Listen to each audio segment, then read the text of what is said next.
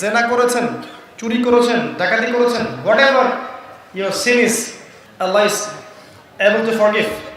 আল্লাহ পাক ক্ষমা করতে সক্ষম। এমন কোনো পাপ নাই যেটা আল্লাহ পাক ক্ষমা করতে পারেন না।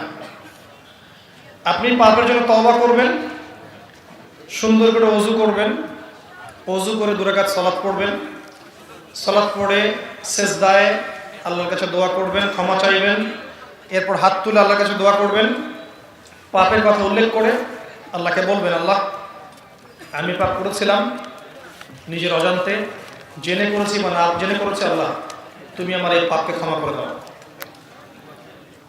এবং জীবনে কখনো এই পাপ করবেন না মর্মে আল্লাহর কাছে অঙ্গীকার করবেন। আল্লাহ শুধু পাপ ক্ষমাই করবেন না, ইনশাআল্লাহ আপনার গুনাহগুলোকে নেকি দিয়ে পরিবর্তন করতে পারবেন ইনশাআল্লাহ। তবে যদি আপনার পাপটা অন্য কোনো মানুষের সাথে জড়িত হয়ে থাকে, যেমন কারো টাকা নিয়েছেন ফেরত দেননি, বা সম্পত্তি আত্মসাৎ করেছেন ফেরত দেননি, কাউকে গালি দিয়েছেন, বা কারো মান ইজ্জত হানি করেছেন, অপবাদ দিয়েছেন, এগুলো তার কাছে গিয়ে ক্ষমা চাইতে হবে। আল্লাহর কাছে ক্ষমা চাওয়ার পরে তার কাছে গিয়ে বলতে হবে, ভাই আমি অমুক দিন আপনার নামে খারাপ কথা বলেছি, বা আপনার ব্যাপারে মানুষকে খারাপ কথা বলেছি, বা আপনাকে অপবাদ দিয়েছি, আপনার টাকা চুরি করেছি, আমি আপনাকে ফেরত দিতে পারি নাই ইত্যাদি। আপনি আমাকে আল্লাহর রাস্তায় মাফ করে দেন, তার কাছ থেকে ক্ষমা নিতে হবে। এটা মানুষের সাথে জড়িত হক। এক বোন প্রশ্ন করেছেন যে আপনি একটি লেকচারে বলেছিলেন যে তাকদীরের কিছু জিনিস ঝুলন্ত আছে, সেগুলো কি কি, এবং বিয়ের সাথে তাকদীরের সম্পর্ক কি রকম? বোনদের প্রশ্নগুলো এত ক্রিটিক্যাল হয় কেন?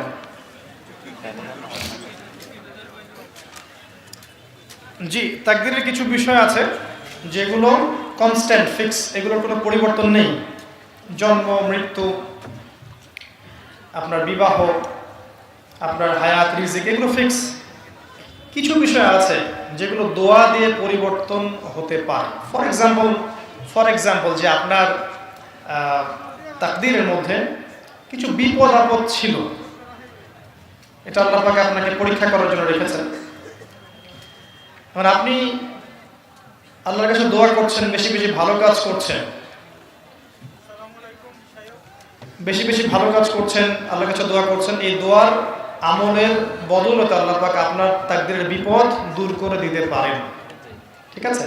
ভালো কাজ, নেক কাজ, বেশি বেশি নেক আমল, আপনার আত্মীয়তার সম্পর্ক বজায় রাখা, পিতা মাতার খেদমত করা, পিতা না থাকলে মায়ের খেদমত করা, মা না থাকলে খালার খেদমত করা, এরপরে আপনার বেশি বেশি দান সাদাকা করা, ঠিক আছে, মানব সেবামূলক কাজ করা, অন্য মুসলিম ভাইয়ের বিপদে তার পাশে দাঁড়ানো, অন্য মুসলিম ভাইয়ের দোষটি গোপন রাখা, অন্য মুসলিম ভাইয়ের প্রয়োজন পূরণ করা, রমাজান মাসে সওম রাখা, ঠিক আছে, এরকম অনেকগুলো কাজ আছে যেগুলো করার মধ্য দিয়ে আপনার তাকদীরকে আপনি সুন্দর করার প্রয়াস পেতে পারেন। এই সুযোগটা আছে। বেশি বেশি এই কাজগুলো যারা করবে ইনশাআল্লাহ তার তাকদীরের মধ্যে ভালো হবে, বিপদ আপদ কমে যাবে, ইনশাআল্লাহ রিজিকে বারাকা হবে, হায়াতে বরকত হবে, এটা সম্ভব। এগুলো ঝুলন্ত আছে। আল্লাহ রাব্বুল আলামিন বলেছেন, কুল ইয়া ইবাদিয়াল্লাযীনা সাফু আলা আনফুসিহিম লা তাকনাতু মির রাহমাতিল্লাহ। হে আমার বান্দারা, যারা নিজেদের নফসের প্রতি জুলুম করেছো তারা হতাশ হয়ো না, আমার রহমত থেকে নিরাশ হয়ো না।